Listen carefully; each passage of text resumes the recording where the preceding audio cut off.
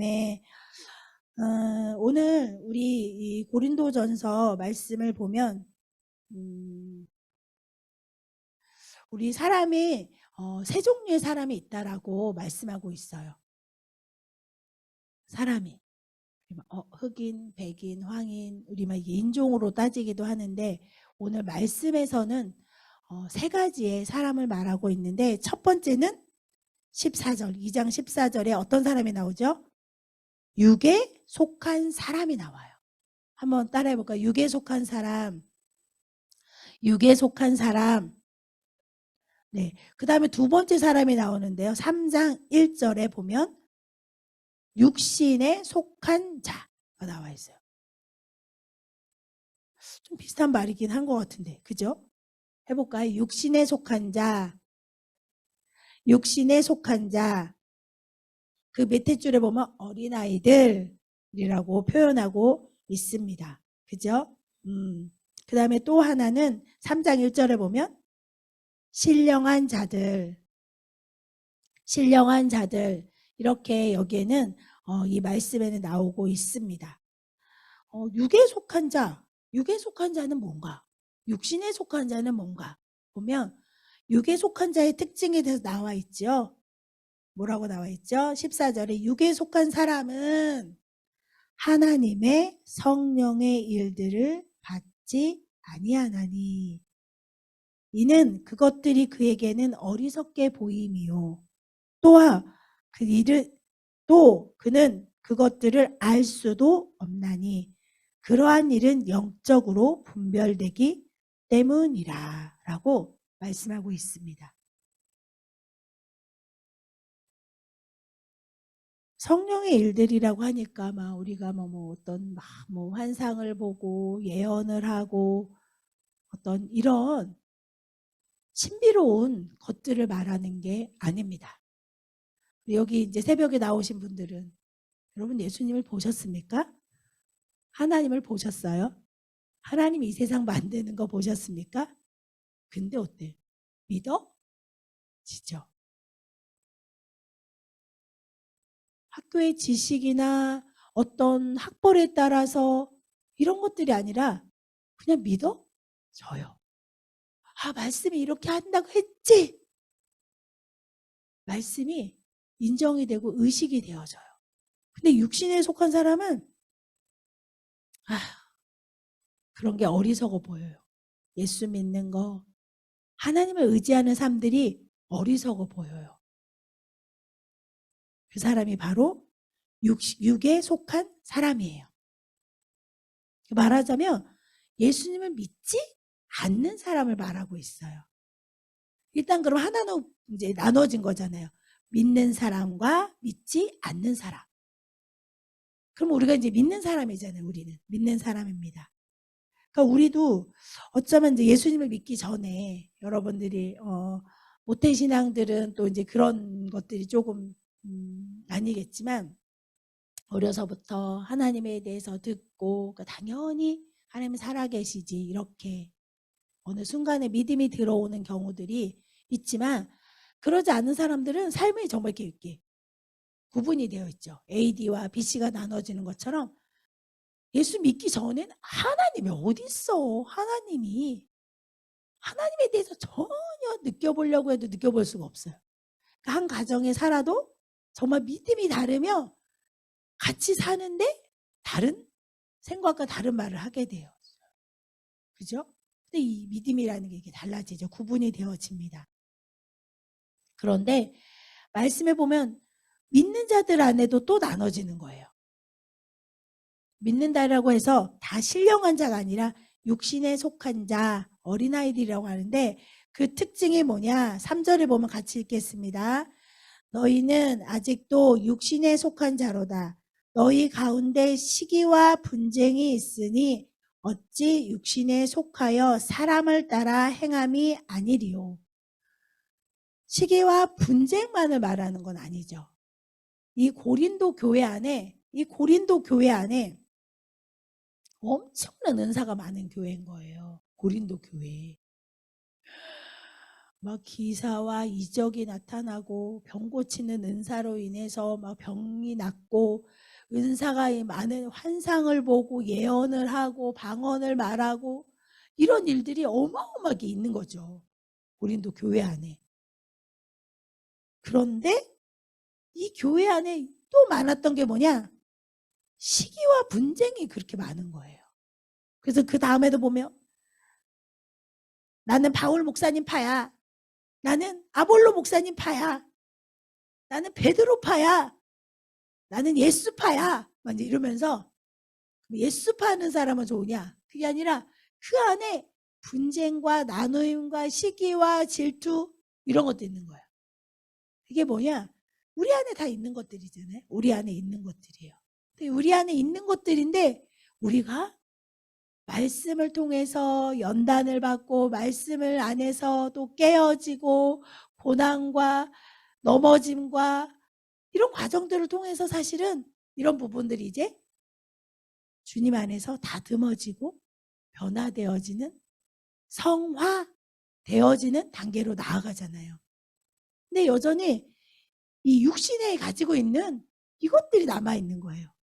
예수님을 믿어요. 믿어서 그래 하나님이 살아계시고 나를 사랑하시고 나는 죄인이지 깨닫고 살아가지만 우리가 똑같은 거 또 예수 믿기 전이나 안 믿기 전이나 믿은 후나 똑같은 김은영으로 살아가는 거야. 김은영. 근데 교회 가는 거 하나만 달라진 거죠.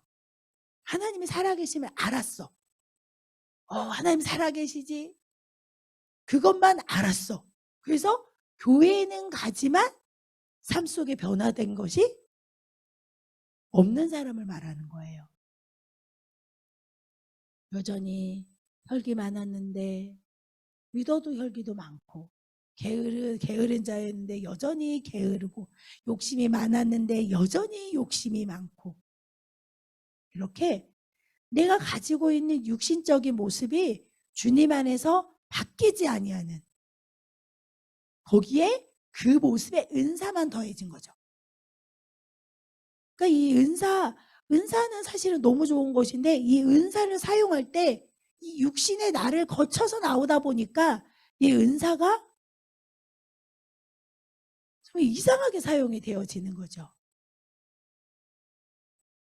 뭔가 예언을 하는 자면은 어머 저 사람 신령한 것 같아.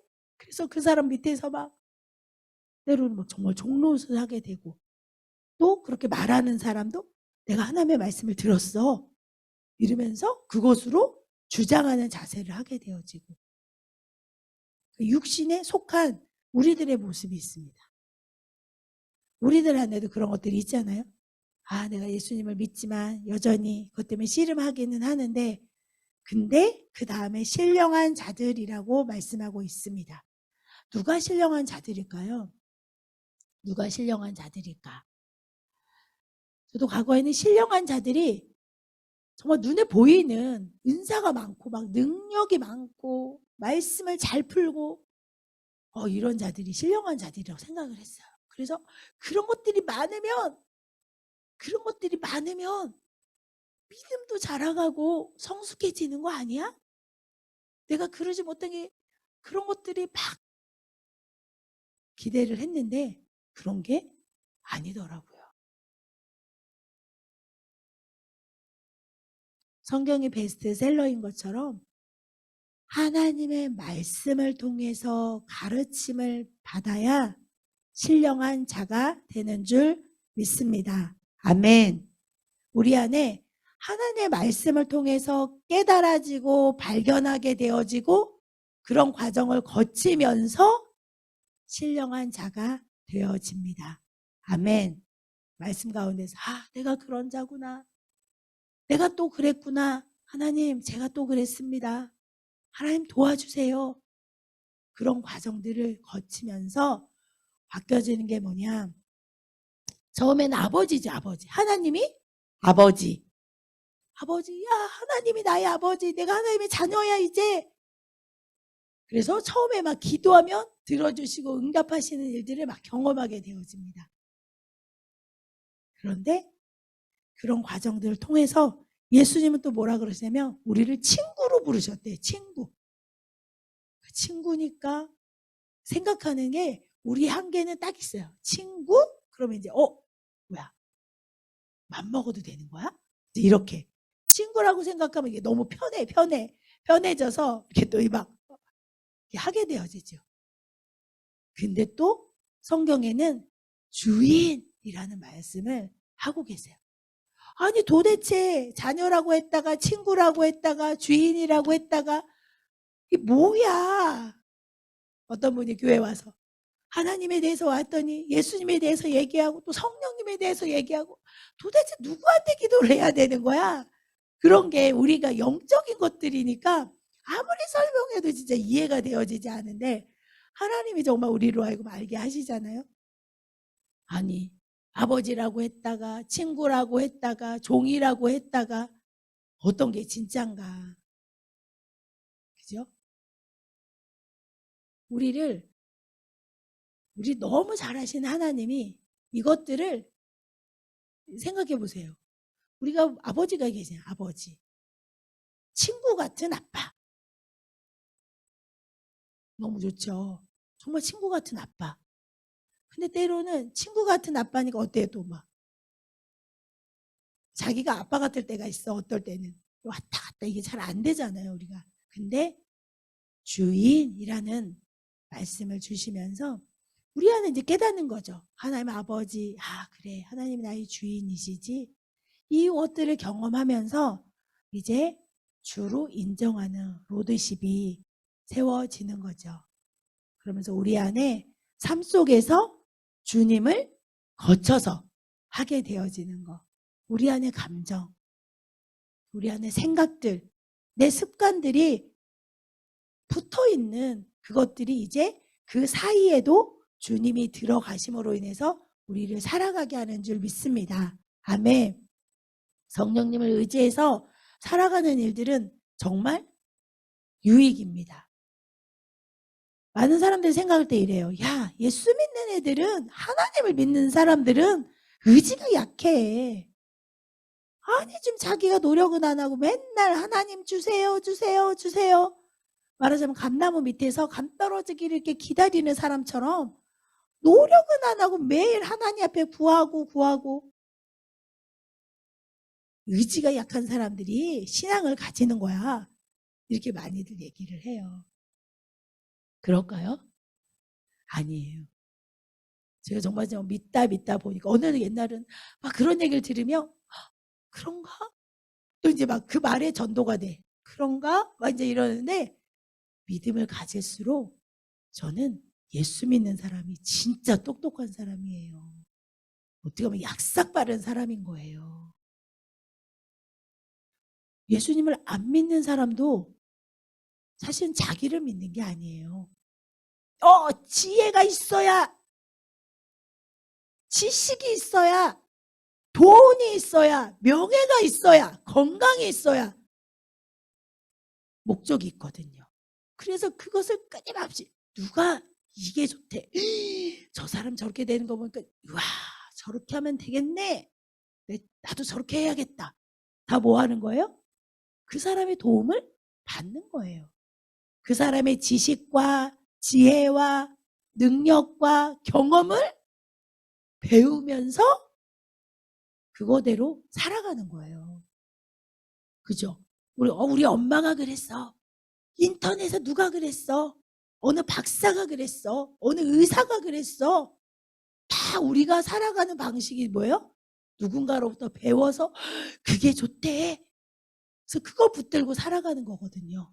살다 보니까 그것보다 성령님이 주시는 지혜와 하나님의 능력이 비교할 수 없는 걸 경험하는 사람들이 하나님을 의지하는 거죠. 아멘.